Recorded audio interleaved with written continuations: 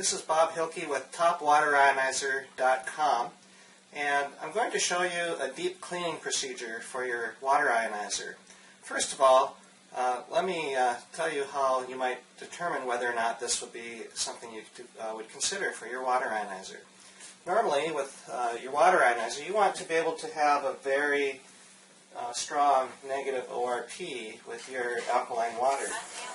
And generally, that's easy to tell if your water ionizer is producing that type of strong alkaline water with a high negative ORP, because you can see in your drinking water all the tiny bubbles. As you can see here in the Kangen water 9.5 that our Enagic SD501 water ionizer produces. If you don't see all those tiny little bubbles in your water, then it might be time for you to perform this deep cleaning procedure. As you can see, the little bubbles are starting to dissipate, but that's what you want to see. This is water that's very highly ionized. It's a very excellent water for drinking because it has that strong negative ORP and the nice 9.5 alkaline pH. So why don't we get started and I'll show you the procedure. This cleaning procedure is provided for informational purposes. It might not be suitable for all types of water ionizers. Consult with your owner's manual or your manufacturer for further information. Okay, let's get started. We have here a water ionizer that is in need of deep cleaning. This particular machine has been used at a family that has a well with, of course, lots of minerals in the water. And over time, water ionizers, if they continue to be run on alkaline-only setting, tend to accumulate mineral deposits on the ionization plates. And so over time, they do tend to need cleaning. And this is going to be the deep cleaning procedure that should remedy almost any type of situation that you would have with your mineralization on your plates, and should return it to new, at least if you have a really good set of plates. Let me just point out that water ionizers have a variety of different sizes and styles of plates. The Enagic plates, which is what this machine is, are smooth, solid. They're titanium plates dipped in platinum and solid. They don't have all kinds of little holes and crevices and places for minerals to get worked into and secured into. So these plates probably clean a lot easier than some of the mesh type plates that you would find. So I can't guarantee that this particular procedure will help all machines, but if you're fortunate enough to have an Enagic water ionizer, then I think you're going to find this works really well. So let's get started. I'll show you what we're going to use. First of all, in the water ionizer, we're going to take off the cover for the filter, and we're going to remove the filter, and that's easily done by loosening the holder and removing the filter from its position. There's a couple little O-rings. We want to be sure we don't lose those.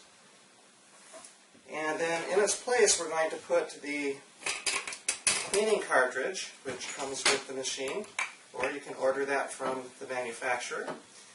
And so we'll just set that out here. And I have some other things now that I'm going to show you what we'll use. We have a cleaning solution, and this is a powder, and it's citric acid, and this comes from the manufacturer. So from Enagic, we order it directly from the Enagic company. And a little spoon for measuring it out. Screwdriver. And an aquarium pump. This is a very important piece of equipment that we'll be using. A short little piece of tubing, and this, by the way, is 3/4 inch tubing. And the reason we're using this is because it's the right size to fit with the tube that is the input tube or hose into the machine. So this is the water supply from the kitchen sink faucet into the water ionizer.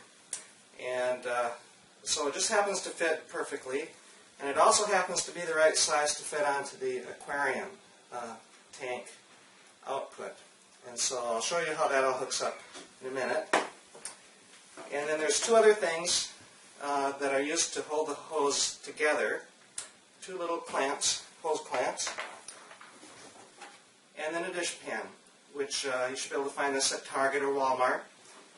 Just big enough to bathe your feet, small enough to sit in your kitchen sink. And then that should do. So now we'll do a little close-up so you can see how I'm setting everything up, and then pretty soon we'll have this thing getting cleaned and rejuvenated.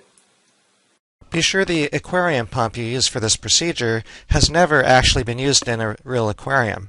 We recommend you buy a new aquarium pump and only use it for cleaning your water ionizer. Alrighty, first step is we're going to put the aquarium pump into the basin.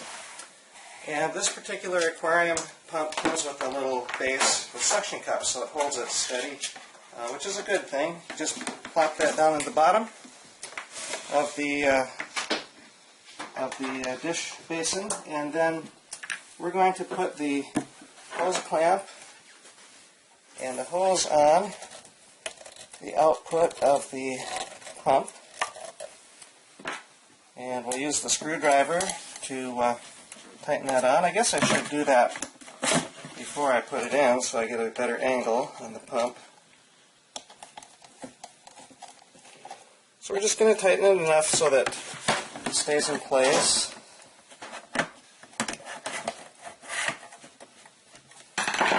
And then the next step is we'll put the other clamp at this end of the hose to clamp the plastic tubing that we bought with the aquarium pump together with the hose that goes into the water ionizer. So what this enables the system to do is to pump the water from the dish pan into the water ionizer. And the next thing we're going to do is take the hose that leads from the water ionizer that normally goes into the sink as wastewater. If you're making alkaline water, this would be the acid water it produces.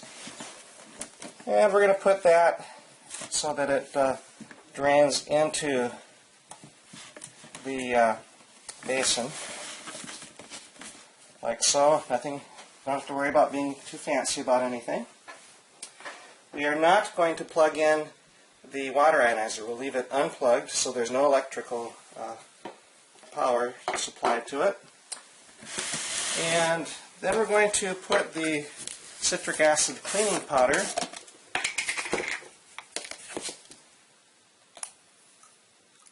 into the cleaning cartridge, close that up, and then we'll put this in where the filter came out, like so, and secure it in place.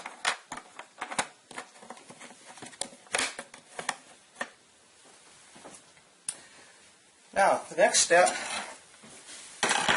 is simply to fill the bucket with water. So we're going to do that. We'll just take a little time out for a minute while we fill it with water, and then we'll show you what happens after that.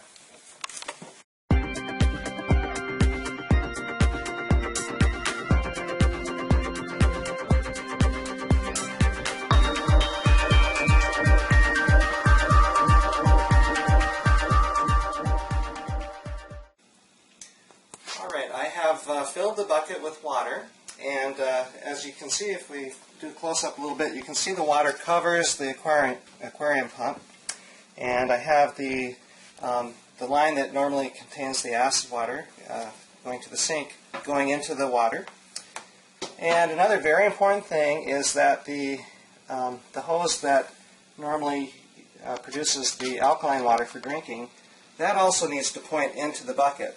So what we have is a closed circuit here with the water going into the water ionizer, and then all the water that leaves the water ionizer going back in.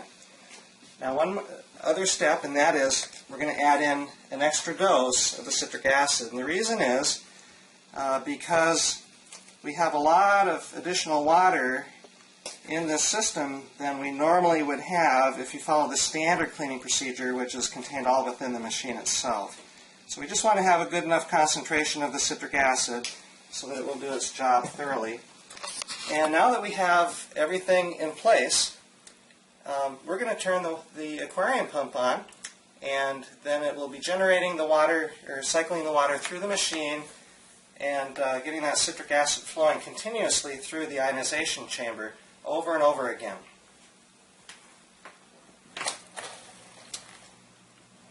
So we'll just give it a little time and be sure that we don't have any leaks or problems.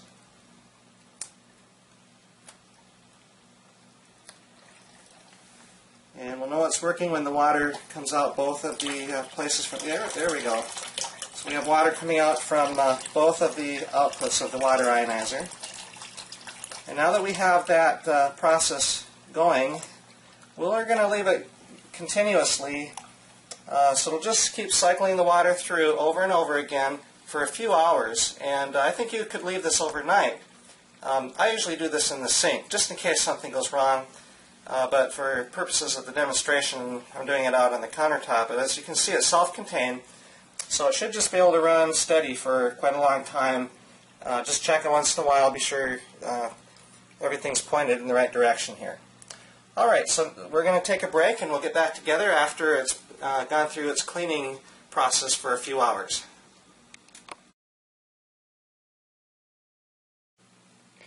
Okay, we're just going to review exactly how things are set up. Just to review, we took the filter out and put in the cleaning cartridge that had the citric acid powder, cleaning powder. And we have the basin of water with the aquarium pump in the bottom underneath the surface of the water. The water completely covers the pump. And coming up from the pump, we have the clear plastic tubing that we got at the same store as the pump. And in that we have clamped the input hose that goes to the water ionizer. And then the other hose that you see here comes from the water ionizer and goes into the water basin. And then at the top of the water ionizer is the gooseneck, which is the supply for our drinking water normally. And so that both of those hoses that come from the water ionizer are contributing the water back to the water basin. So now the other thing is we do not have the water ionizer plugged in, so there's no power to the water ionizer, but of course the aquarium pump is plugged in. So that's how things are overnight. And so now the next thing that we will show is what we do after we have run this process for a few hours.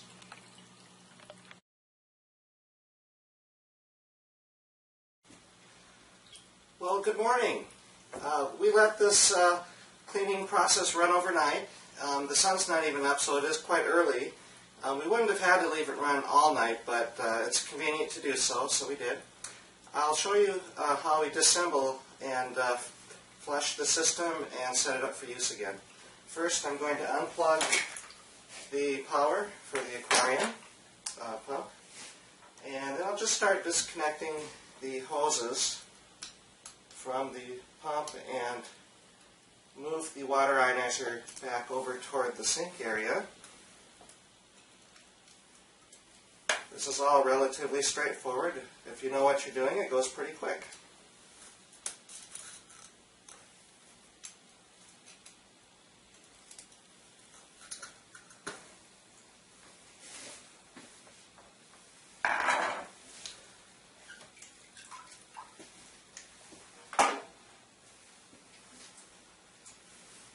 Okay, we're ready to move the water ionizer back to the sink, so I'll just move the camera so you can get a good view of that.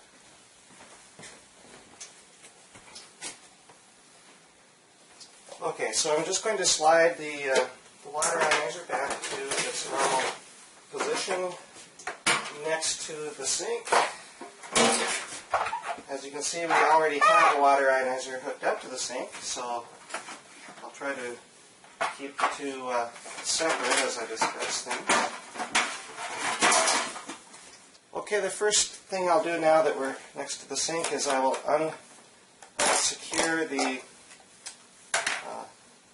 cleaning cartridge, and keep in mind there's little O-rings. Be sure both of those stay with the unit. At this point, the cleaning cartridge can simply be rinsed.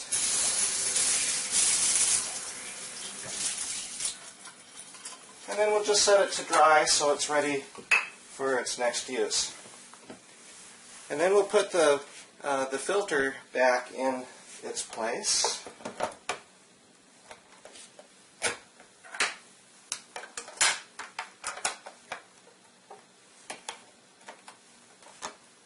And then we can put the cover over the filter.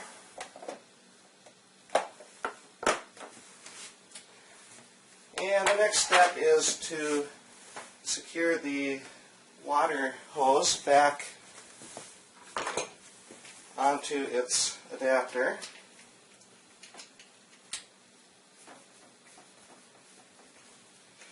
Then I'm just going to trade places with the other water ionizer's adapter.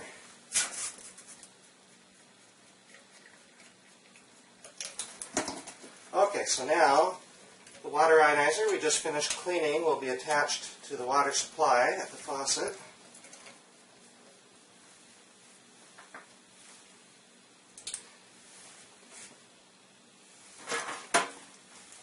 And I'll put the discard hose over here, the other hose here, and then we'll turn on the water. And we're just going to leave this run water through the machine for a few minutes, just to cleanse out all of the cleaning solution and clean out the filter a little bit. So we'll probably do that maybe about 3 to 5 minutes. So we'll come back when that's through.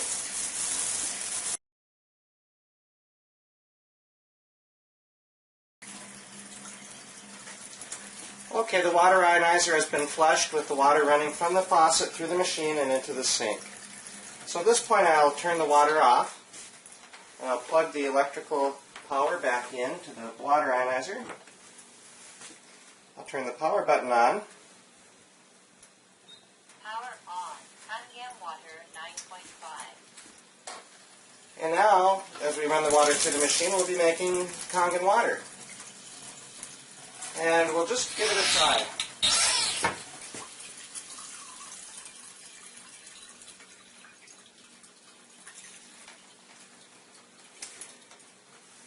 And as you can see, this water is loaded with all kinds of little tiny bubbles swirling around in the water.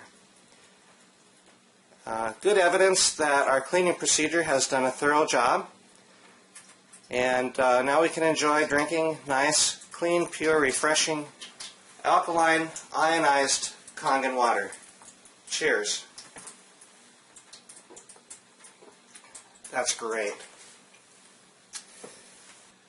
Okay, there's one more item of business we should take care of before we wrap things up here, and that is to run some fresh water through the aquarium pump, just to clean it from the water that we were using during the cleaning procedure.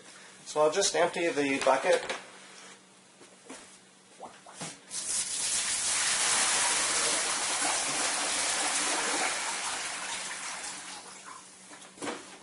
I'm just going to run some water, some fresh water through the pump.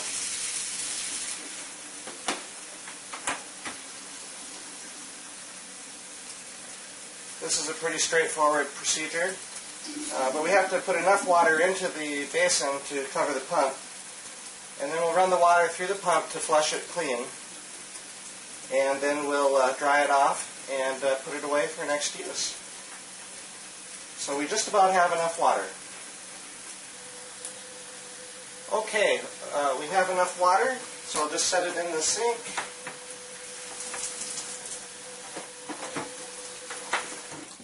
word of warning, it's probably a good idea to hold something over the top of the tube before you turn the power on, because that water might just come out a little fast.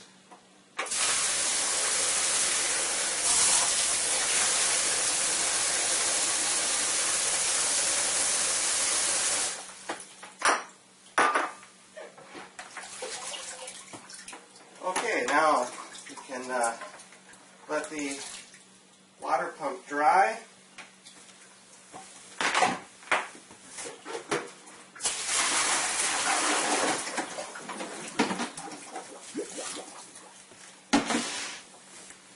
And that pretty much wraps things up for our cleaning procedure. Okay, thank you once again. This is Bob Hilke at topwaterionizer.com. And I wish to thank you for being with us today for this demo about how to do the deep cleaning of your water ionizer. Again, our featured model that we used today in the demonstration is the Enagic SD501. And you can read all about it and get lots more information about this particular model and other of our water ionizers if you visit our website. Just click the link beneath the video, which will take you to our website for more information. Join our newsletter and we'll include you in our mailings. Have a great day and enjoy drinking nice, delicious alkaline water.